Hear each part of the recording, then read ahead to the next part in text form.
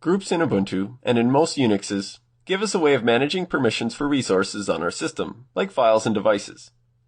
In this video, we'll look at groups primarily through the command line, and cover the basics of what you should be aware of to get started with groups. So the first thing you might ask yourself is, well, what group or groups do I belong to? And from the command line, we can run the id command, and that will bring up some information about the groups we belong to. So we have our user ID, which corresponds to our username, so 1000. So every user and group in the system gets an ID. And we have a list of group IDs starting with the GID, so this is our primary or our default group. So if we create a file, by default it will get set to this group. And then we have a list of all the groups with their IDs and names that we belong to. Now, the next question we might ask ourselves is, well, what groups are available on the system? What groups do we have? Well, we can look in the /et/group file, and in most Unixes, all of the groups, a list of the groups will be stored here. So we'll output this to the console, and we see that we have a list of all the groups. Some of them may not even be used, but are just kept there for legacy reasons in Linux or Unix. Very few of us now have floppy or tape drives on our computers, a fax. These are all permissions that may or may not be required. So we belong to these particular groups.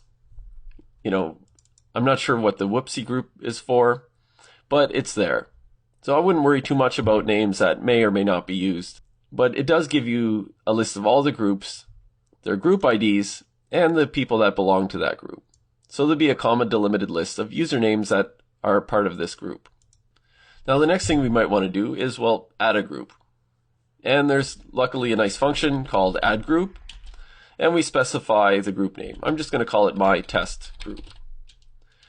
Now before I run it, we have to do this as an administrative user, so we can do sudo add group my test group, put in our password, and it should create this group for us when we enter the password correctly.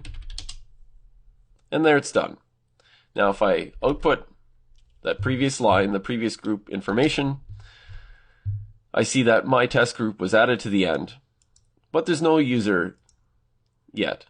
So let's add our current account to that group. We could do sudo usermod -a for add -G, the group name, my test group, and then the account name, Steve Scott. Enter. Now if we output that previous information, we see that we've been added here to my test group. And we can run the id command again, and we should see my test group. We may have to log out and log in again to see it, or maybe just close the console. Let's see if that brings it up. Oh, I'm going to log out and log back in so you can see it when we run the id command. So I'll log out.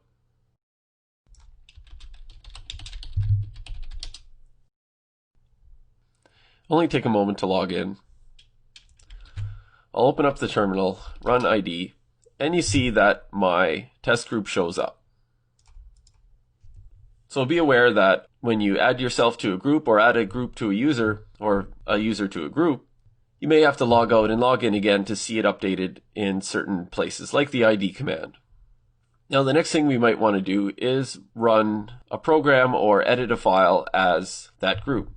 Now by default, if we run something like vim, create a text file, it will be created with our username and default group.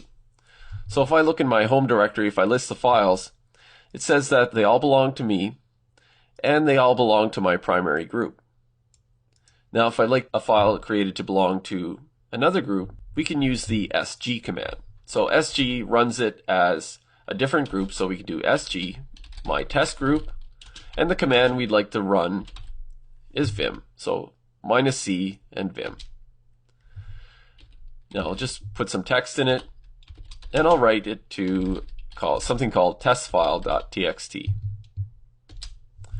Now if I quit, list the files again, we see that this test file was created here as the my test group instead of the default group.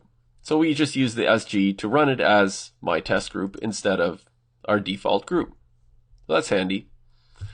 So we've done some work with this group, and now we're done with it. We'd like to remove ourselves from the group. Now this might seem a little less intuitive, but the command to remove ourselves is del user, which will run as sudo del user -d, our username, which looks really odd, then the group name. This will remove us from the group.